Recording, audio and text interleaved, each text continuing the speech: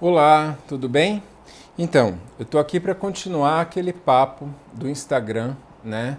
Para quem está chegando aqui no vídeo do YouTube, eu lancei um vídeo no IGTV comentando as minhas impressões sobre esse livro aqui, sobre os 7 hábitos para pessoas altamente eficazes. Eu lá contei a minha história com o livro, não vou repetir a minha história aqui, porque senão o vídeo acaba ficando muito longo, né? Mas o que eu coloquei lá é que eu gosto muito desse livro, porque o Covey, ele coloca a necessidade da gente pensar no que ele chama de uma ética do caráter, né? Então, o que ele chama de hábitos aqui não são receitas de bolo, são, na verdade, reflexões a respeito de atitudes que você vai ter que pensar sobre como você vai adotar essas atitudes na sua vida. E a conclusão que ele chega é que pessoas que adotaram esses 7 hábitos que ele listou aqui foram pessoas que chegaram a ter bastante sucesso, né? Todas as pessoas de sucesso que ele entrevistou tinham esses 7 hábitos, cada uma à sua maneira, cada uma com seu colorido, cada uma da sua forma, né? A ideia não é padronizar, né? Aliás, uma bronca que eu tenho com literatura de autoajuda é que às vezes o pessoal acaba querendo dar uma padronizada nas coisas. Então, a ideia aqui é diferente. O que ele está chamando de hábito, né? Os hábitos, para o Covey, eles são a conjunção de 3 coisas diferentes, né? Conhecimento, que é o como, é o que fazer, né? O que saber é o objeto daquilo que é o seu trabalho, né? As habilidades que dizem respeito ao como fazer e qual é o seu desejo para fazer aquilo. Então, a interseção entre esses 3 círculos, inclusive no livro ele faz o diagrama, né? O círculo do conhecimento com o círculo das habilidades e o círculo do desejo acaba fazendo com que você tenha um hábito, né? E cada um desses hábitos que ele vai falar aqui tem um componente do desejo, do conhecimento e da habilidade.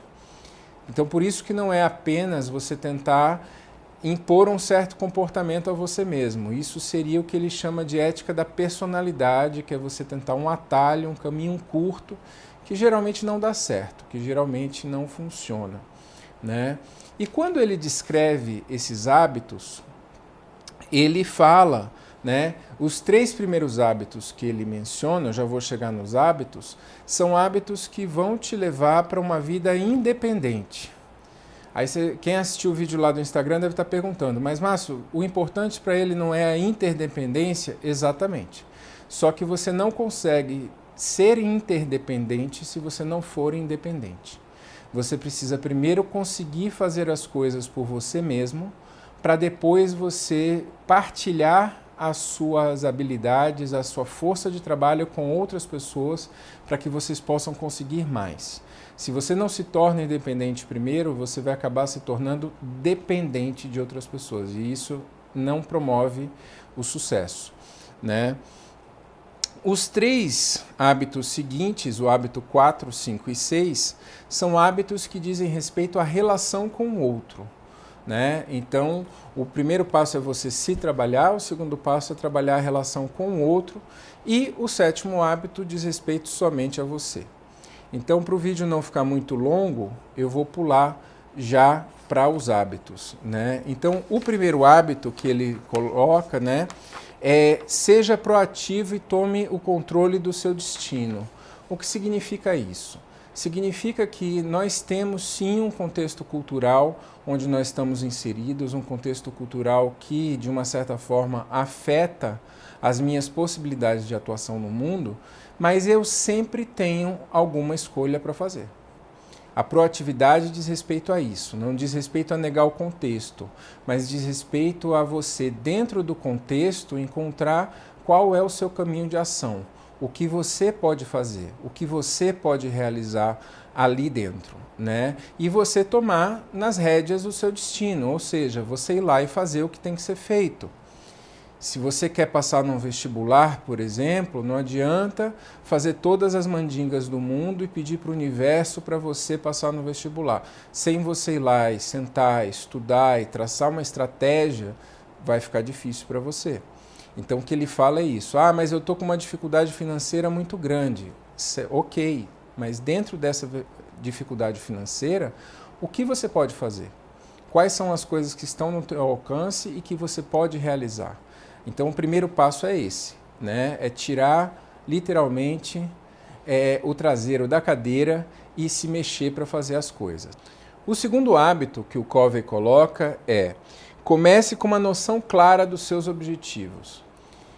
Gente, é simples, é batido, mas se você não sabe o que você quer conquistar, você não vai conseguir absolutamente nada.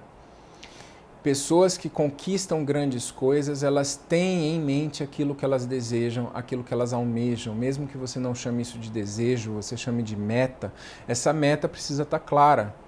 Qual é o meu objetivo? O meu objetivo é passar no vestibular, o meu objetivo é dobrar minha renda, meu objetivo é ter uma relação mais empática com os meus amigos. Que objetivo é esse? Ele precisa estar muito claro, né? Senão você não vai conseguir fazer o terceiro passo que a gente vai chegar já já nele. Uma dica que o Covey dá, e é uma dica importante, eu mesmo uso essa dica, é: escreva os seus objetivos de forma clara e de forma concisa. Né? No meu caso, eu tenho uma lousa no escritório de casa que os meus objetivos mais importantes, aqueles que são prioridade, eles estão ali naquela lousa. Então, toda vez que eu estou trabalhando em casa, ele está ali de cara, bem de frente para o meu computador, para eu poder lembrar deles e poder avaliar se eu estou seguindo o caminho de realizá-los ou não. O terceiro hábito, ele depende do segundo, né? Que é: coloque as coisas mais importantes em primeiro lugar. Se eu não sei qual é o meu objetivo, como é que eu vou levantar o que é mais importante? Né? Então, de acordo com seus objetivos, você vai ter que ver quais são as prioridades para você atingir esse objetivo. Né? E isso precisa ser colocado em primeiro lugar. Então, eu estou usando o exemplo do vestibular. Se seu objetivo é passar no vestibular e seu curso é um curso concorrido, então você vai precisar colocar o estudo em primeiro lugar em algum momento. Né? Claro que existem momentos de relaxamento, mas quais são as horas que você vai estudar? Que estratégias você está usando para estudar? Você está estudando aleatoriamente ou você está verificando que matérias você tem mais dificuldade para traçar uma estratégia? Tudo isso tem a ver com esse terceiro ponto. Fazer primeiro o que é mais importante. Né? Porque são essas atividades mais importantes que vão te trazer o resultado que você deseja. Né? Esses 3 pontos são os pontos que o Covey coloca, esses 3 hábitos, né? O ser proativo, o definir claramente os objetivos e o colocar o que é importante primeiro, são os 3 hábitos que vão te permitir atingir a sua independência. Né? Mas a interdependência depende da relação com outras pessoas. Então aí vem os 3 hábitos seguintes, né?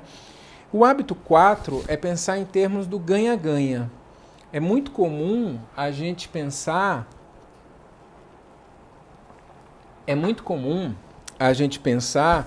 em querer ganhar. Eu quero isso, eu quero aquilo, eu vou tirar vantagem, eu vou levar vantagem nessa negociação, naquela negociação. E o que ele defende é que a gente deve ter um modelo de relação com as pessoas que seja de ganha-ganha. Né? É melhor para todo mundo quando todos ganham. E é sempre possível chegar num acordo, desde alguma diferença individual, alguma diferença pessoal. Então, se eu estou com a minha esposa, por exemplo, nós pensamos de forma diferente, de que maneira nós podemos chegar a uma conclusão, a um encaminhamento que seja satisfatório para nós dois. Né? O mesmo serve para um amigo, o mesmo serve no trabalho. Né? Ao invés de eu simplesmente querer atingir a qualquer custo aquilo que eu desejo, de que forma eu posso integrar esse meu objetivo e essa minha conquista à conquista de outra pessoa? Quem falou que é impossível, à medida que eu busco a minha conquista, eu ajudar o outro a conquistar o que ele necessita também. Né? Isso é o modelo ganha-ganha. Só que o modelo ganha-ganha depende de algumas outras coisas. Né? Ele depende de integridade. Uma pessoa com falhas de caráter não vai conseguir pensar em termos de ganha-ganha, porque ela vai, ela mesma, querer ganhar sempre, sem exceção. Né? E isso não é positivo, isso não é produtivo de nenhuma maneira. Isso exige maturidade. Para eu saber que eu ceder um pouco não é eu perder. Se eu cedo um pouco e ainda assim eu atinjo o meu objetivo, e o fato de eu ter cedido permite que o outro também atinja o objetivo dele, isso é algo que o Covey coloca como maturidade. E vai ser também a base para o próximo hábito que a gente vai falar aqui, né? E a gente pensar na mentalidade de abundância, né? Uma das coisas que faz as pessoas concorrerem entre si,